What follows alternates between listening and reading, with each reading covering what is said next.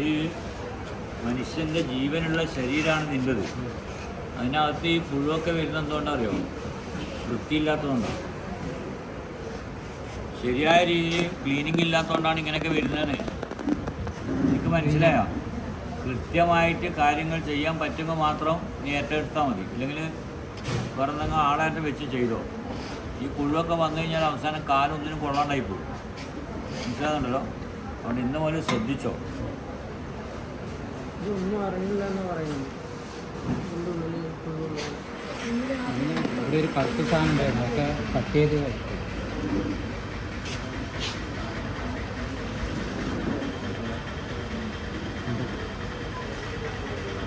ഇത് കുത്തുന്നത് അതൊന്നും അറിയില്ല.